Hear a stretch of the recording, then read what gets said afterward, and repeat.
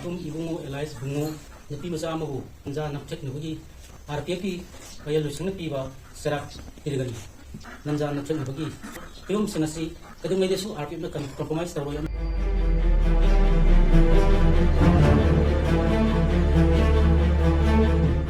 machagumlabi wakhal Mimanadrabi nupimacha amabu namdona ijat manghaluba chahi humfuga mathoi suraba ahlama ngasi aina thingkhraba lalholuf Revolutionary People's Front RPF na Makhongda nongmeina kaptuna warakhre nupimacha singbu ijat Manghanba amadi lamdam asigi nat chanabibu thugaina honari baching RPF na cherak pidaba toroi haina phongdokhiba nongmeina kaptuna warakhraba myoy adu Bisnupur district kumbi police station manung chana leiba khongang amadagini myoy adugi maming Mutum Ibungo Elias Bungo apupa lekhidraba mutum jugol kawi nupimacha amabu ijat manghaluba myoy adu ngasi cherak pidringai mamangda Manipur mapham amada paumi singi mamangda puthokhi paumi singi mamangda Mutum Ibungo na nupimacha amabu ijat manghalu haiba Maral adu yazare haina phongdokhi hiramasiga mari lainana RPF ki Central Bureau Division 10 ki Secretary na Puthorakpada wakhal Mimanadrabi chahi 13 rom surabi nupimacha ama namdona ijat Manghanbagi Maralda party na Ibungo bu wayal chatharaba matung cherak makhal ahum pinaba firep laukhibani cherak sing adudi Ibungo na nupimacha dugi imung manungda lupa lakh mangagi wakong sel numit 10 gi manungda pigadabani chahi manga khungang adu da leiba yadaba amati cherak ama piba haibasini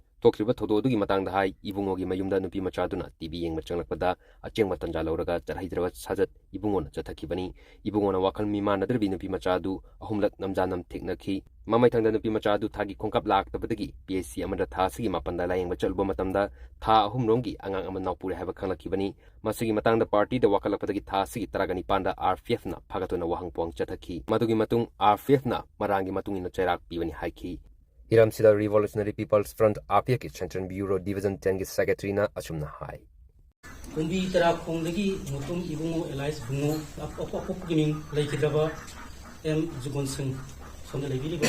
hairiba misasana maki machagumlaba nupimacha amabu namduna namja naptheknabagi problem ama thokadagi akogi party na sanction jaraganda maku haraba matungda RPF ki payalusingna piba serak makhalahum Manghanda pirigani nupimacha dugi ijat manghangiba amadi maku lekha tanbegidamta nupimacha duda apong malona ipala manga piba Mutum Ibungo hal hairiba mirasi kumbi tara khong hairiba khunna sidagi chahi manga tangthokpa party na akhanaba charakma mangona pirigani Manipur da leiriba